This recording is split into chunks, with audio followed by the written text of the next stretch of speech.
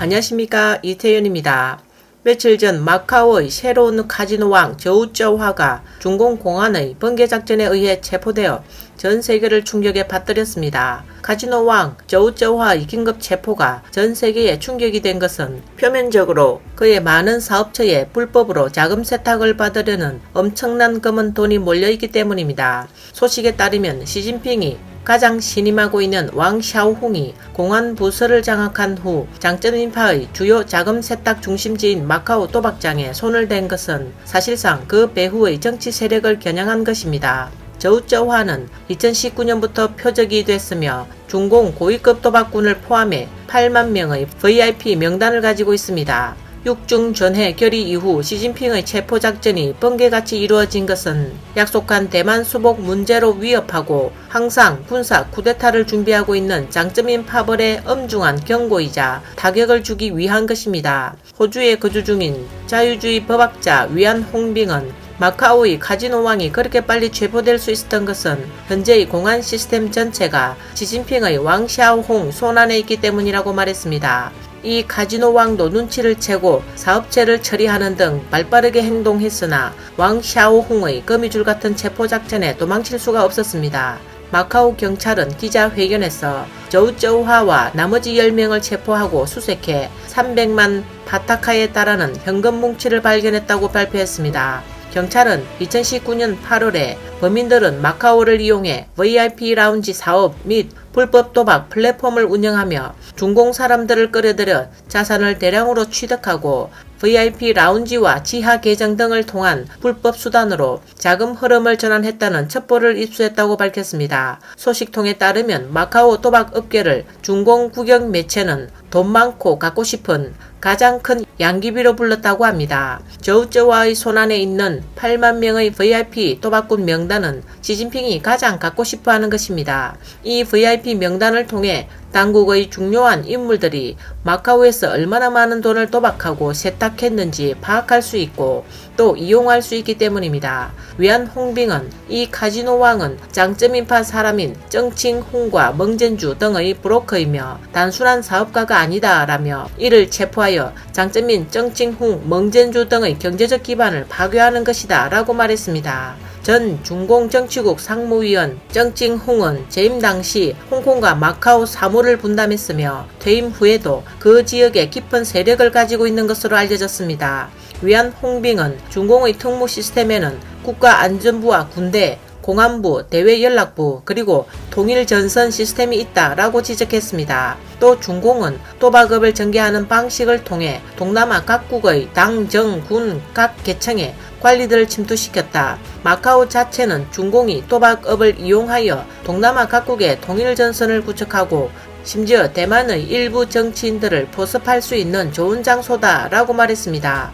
저우쩌우화는 중공의 정법계와 긴밀한 관계를 맺고 있습니다. 또 그의 선시티 그룹은 영화 제작에도 참여했습니다. 중공 최대 민영 영화사 보나필름과 태양천수는 여러 번 협업해 메콩 액션과 홍해 액션 등 중공의 주선율 영화, 즉 애국 영화를 많이 만들었습니다. 마카오의 도박 산업은 항상 중공의 장점인파 관리들의 자금 세탁 및 자본 이동, 횡령의 온산이었습니다. 중공 전 충칭시 당서기 보시라이와 저우융캉은 모두 마카오 카지노를 통해 자금 세탁을 한 것으로 드러났습니다. 잘 나가던 보시라이는 2012년 9월 중공 권력투쟁 속 최대 정치 스캔들에 휘말리며 이중 규제라는 죄명으로 숙청과 함께 사라졌습니다.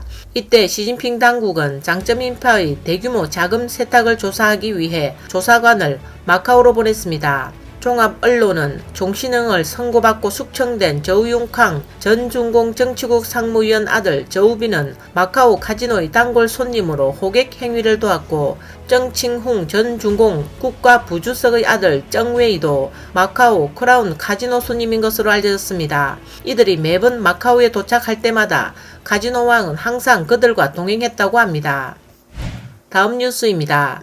자유아시아방송은 국제인권단체 세이프가드가 지난달 30일 중공의 해외 대만인 납치 상황을 전했다고 보도했습니다. 이는 대만의 주권을 훼손한 것입니다. 중공의 해외 대만인 납치 상황을 보면 2016년부터 2019년까지 각 나라에서 대만인을 인도하거나 중공으로 송환된 사람은 약 610명이라고 발표했습니다. 각 나라별로 스페인 219명, 캄보디아 117명, 필리핀 79명, 아르메니아 78명, 말레이시아 53명, 케냐 45명, 인도네시아 18명, 베트남 1명 순입니다. 이 보고서는 중공이 정치적 목표를 달성하기 위해 대만 주권 공격과 국제적 박해를 하고 있으며 세계 범죄인 인도조약, 상호집행협정 및 기타 다자기구를 이용하고 있다고 전했습니다. 보고서에 송환국 정부는 대만 대표부의 지원이나 연락을 거부한 뒤 중공으로 송환한다고 합니다. 이들이 중공에 도착하면 대만 정부나 가족들은 당사자와 연락이 닿지 않는다고 지적했습니다. 이 기간 동안 그들은 중공 관영 방송국 카메라 앞에서 죄를 인정해야 했다고 합니다. UN 인권이사회가 베이징의 이런 행위를 중단하라고 촉구해도 중공은 무시하고 있습니다. 세이프가드는 중공 내에서 임의적 구금, 고문, 강제 실종, 강제 TV 자백 등 다양한 인권 침해가 발생하고 대만인들을 중공으로 인도할 경우 공정한 재판 없이 고문으로 자유를 침해하는 것으로 봐야 한다고 강조했습니다. 이 보고서는 국제사회가 이러한 관행을 중단시키기 위해 적극적인 행동을 취해야 한다고 촉구하면서 국제규범과 국가적 의무에 근거해 취해야 할 행동이라고 말했습니다. 중앙통신에 따르면 지난 30일 대만 육상위원회는 해외 대만인이 사건에 연루돼 제3국에서 중공으로 인도 및 송환됐습니다.